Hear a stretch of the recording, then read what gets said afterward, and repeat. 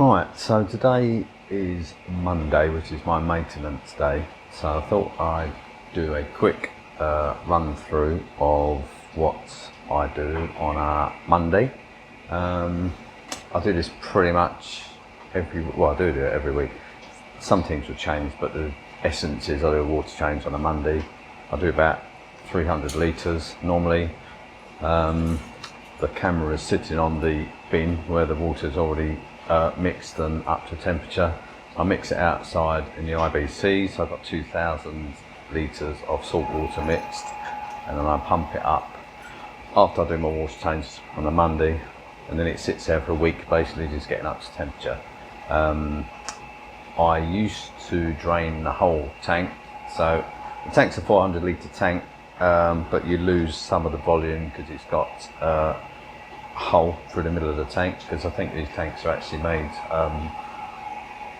I think window cleaners use them, and I think the idea of the hole is when they're fixed in the van, it does something to make it safer to transport. That's what I'm led to believe. But anyway, what it actually does, I don't know why, but when you buy them they say the total volume is 400, but I'm pretty sure they don't take away the amount you lose for the cutout. So I reckon there's about 350 litres in the tank.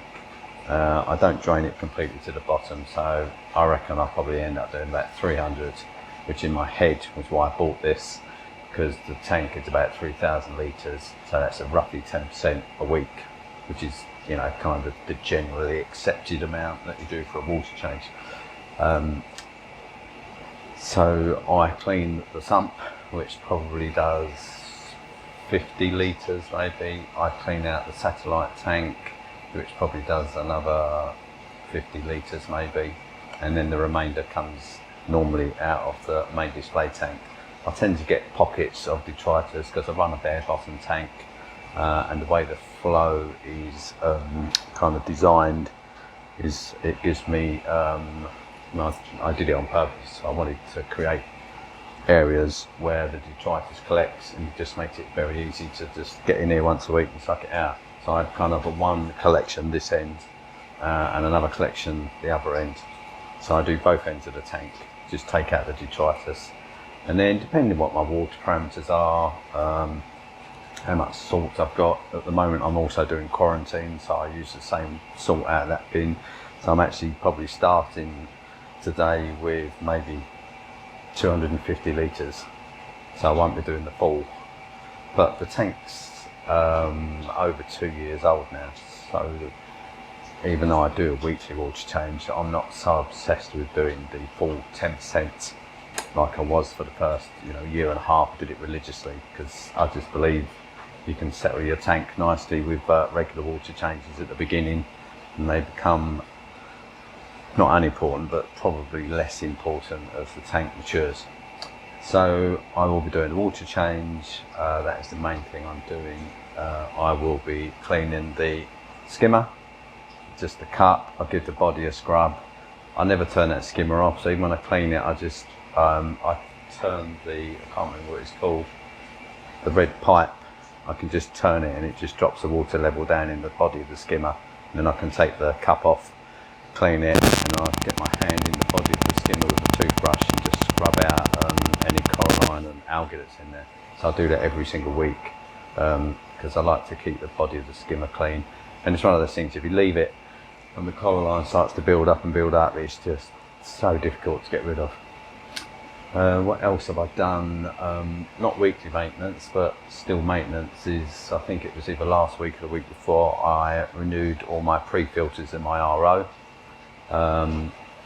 Mainly I noticed that in the summer, because I leave the door open out down the steps out to my garden, and the RO is mounted on the wall, so it gets, throughout the day it gets sunlight on it, and the first chamber, you have your kind of compressed paper block, it gets green with algae in there. So I've actually now covered it with a black plastic bag, and I've just elastic band around the canister to stop the light getting to it. So I'm hoping that will make it last.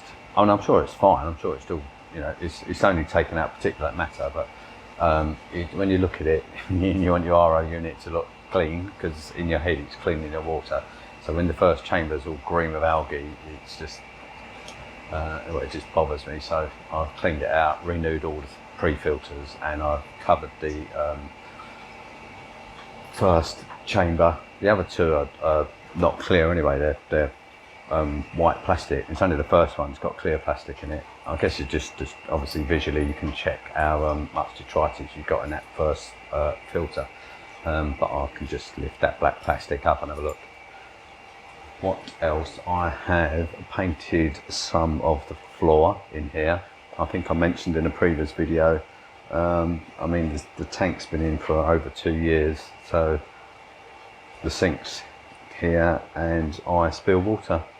So, you know, not copious amounts of water, but I do spill salt water, just doing water change and cleaning tanks and, you know, cleaning skimmers and stuff.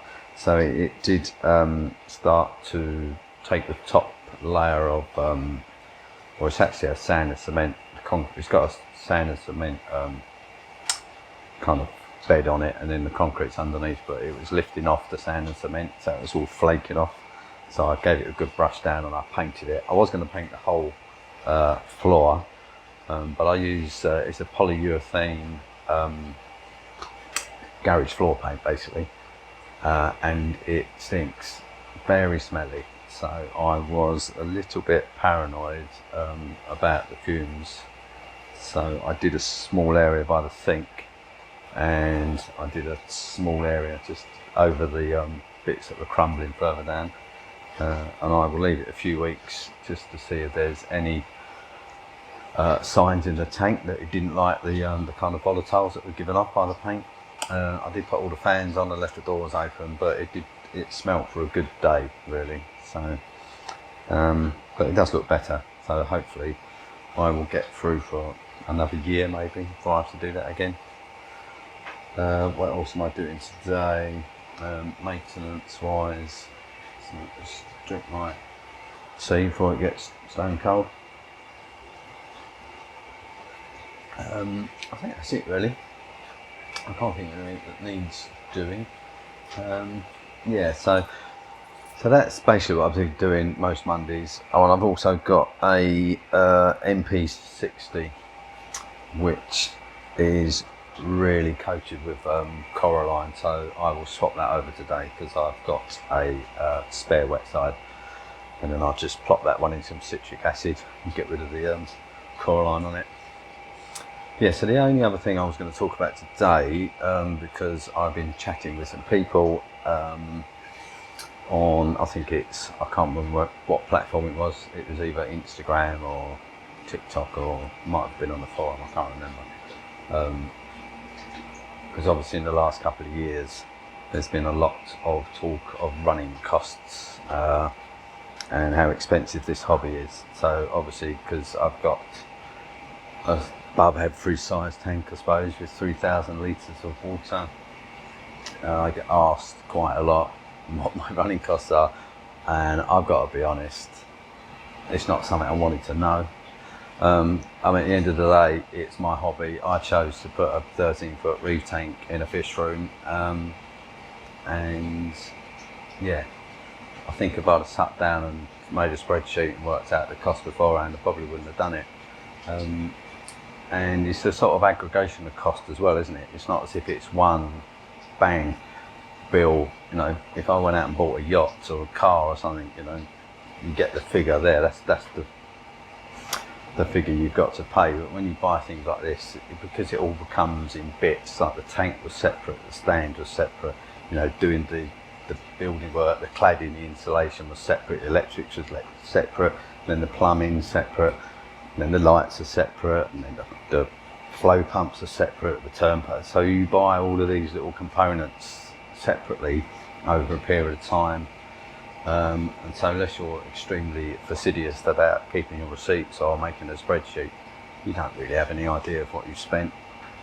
And I purposely don't want to know what I've spent. It doesn't really interest me because I've spent it. I can't see the point of knowing what the figure is. I mean, some people like to know. I don't want to know. I just want the end result, which is what I've got. But I do roughly have an idea of what it costs to run. So the biggest cost obviously is the electricity, because I think in most developed countries now the price per unit per kilowatt of electricity has got extremely expensive. So we're on the kind of downside of the peak now, I think, because it has actually come down. So at the moment this room costs about 300. I'm in pounds because I'm in the UK, so you'd have to convert it if you want to do it in dollars or something.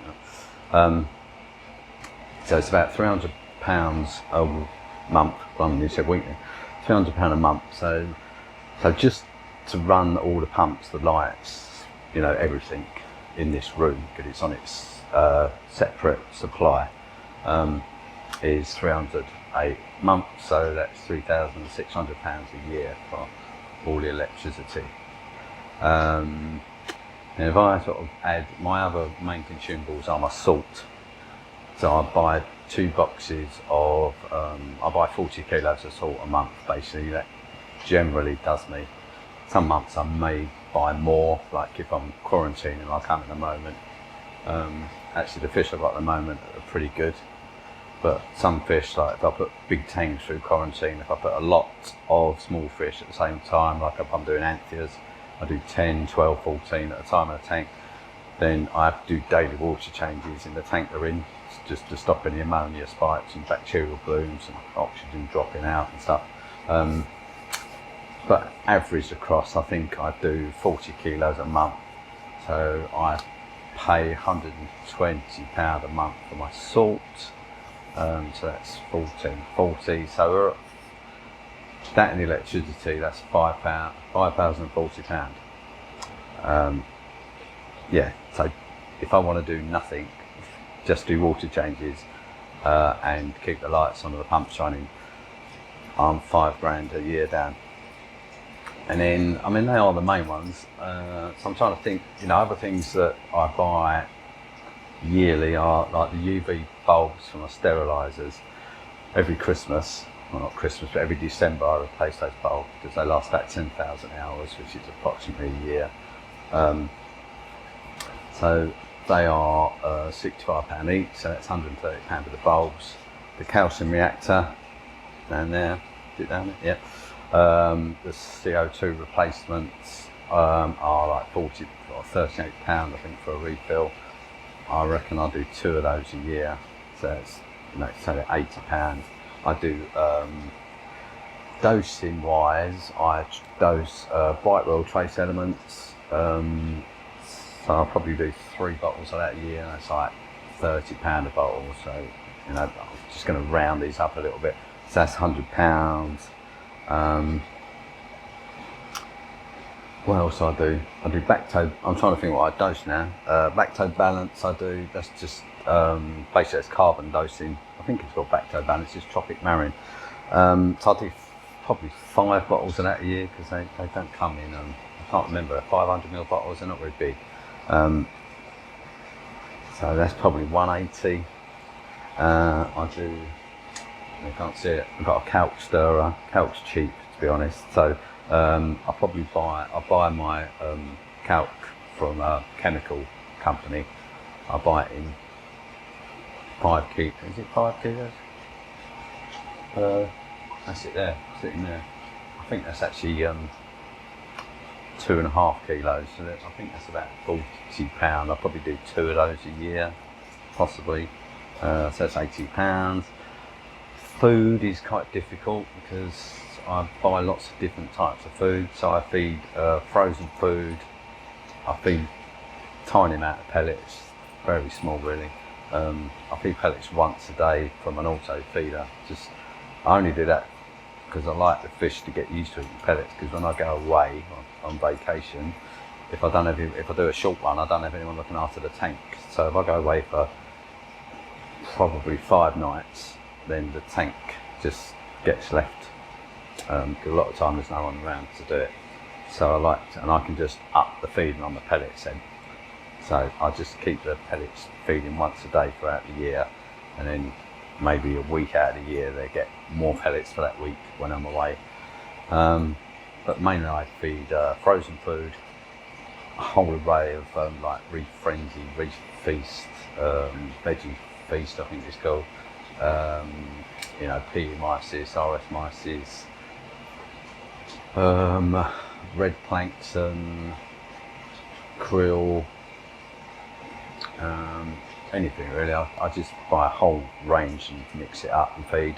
And I also feed liquid feeds from the fridge, things like Calanus, Reef Nutrition, Rubber, which is basically fish eggs, Calanus, and First Bite copepods. So I feed those daily. So I reckon if I added all that up, 600 a year maybe. And then reagents, well, I've got like the Hannah checker reagents that I use, the calibration fluid for like your pH probes, your salinity checkers, all that stuff, the like phosphate powders for the Hannah checker, nitrate, you know, just all the bog standard stuff that everyone uses. I reckon that's 300 a year. And I run a Trident as well, but I swapped over from Neptune's reagents to I think it's called ABC Chemicals. It's the guy in the States who makes it. So I think I spent, I think it was £350–400, but they're going to last me over 3 years now. So that's greatly reduced the cost of running that Trident in terms of reagents. Yeah, so I'd say 300 a year probably for reagents. So what I should have done is added that up as I went along, but I think it's going to be around 6,500. Yeah, I'm going to say six. Someone can add that up if I want, but I think it's about 6,500 that comes to. And obviously I would have forgotten stuff. And there's other things as well, like stuff breaks. I mean, I break stuff. I broke the plumbing on my salt mixing bin by dropping a salt bucket on it. You know, so just buying extra plumbing fittings, pumps that need renewing. I've had a couple of Radion lights go, so I bought a couple of new lights. This is over the course of the 2 years. So, but you know, I think it was actually last Christmas one of my lights just died, which is dead in a box under there. I still haven't done anything with it. Yeah, so just sudden things, you know, like £400 for a light because one of your lights has gone.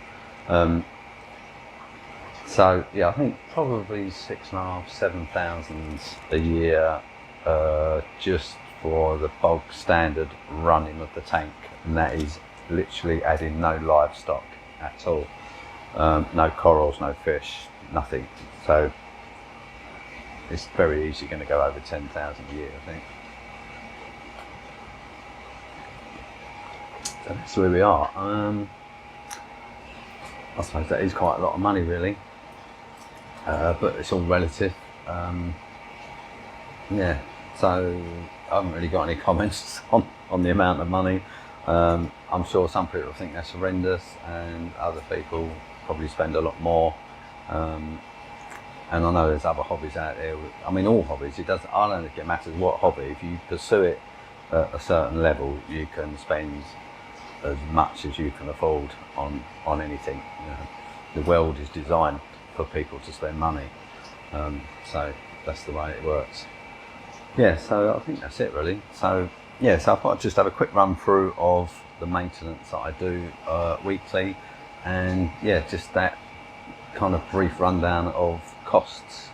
I'm hoping maybe it will go down a bit more if the electricity costs come down.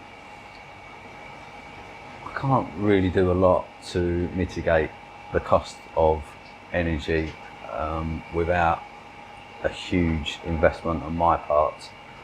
So, you know, that's either going to come in the shape of a heat source pump either air or ground generated, which, I mean, the air pump probably is easier to install, but the outlay is quite a lot, and I'm not sure whether I'd have enough power to run a fish room like this. And the other option, I guess, would be solar, but I have, unfortunately, even though I have a south facing house and garden, which is what you want in the north, in the northern hemisphere, just the structure of my roof is, it's not just, you know, a nice flat roof that faces south. It's all angles and gullies, and so I can't put the panels where I would need them, and I certainly wouldn't have enough panels to generate enough electricity to run the fish room. So it's not really an option really, so I'm tied into whatever the cost of the electricity is. So that really is the main outgoing.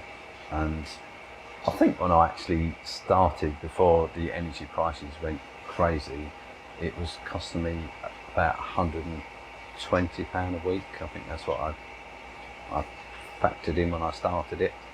So it's a significant increase. And to be fair, it's come down from 500. It was 500 a week at the peak. You know, when those prices were pretty crazy. So I think, or I'd like to think, I've weathered the storm on that. I have no inclination to scale down. I mean, to be honest, if I had a choice, I'd scale up. I don't know, I just like big tank. If I had my kind of dream tank, I would probably, if I lived in this house, I'd like to knock through and connect the garage to my house, and I'd put a viewing window in the house, and I'd have this whole thing, well, not whole, but a vast majority of this as the actual tank, because what I like is a deep tank. I know that comes with just absolute logistics.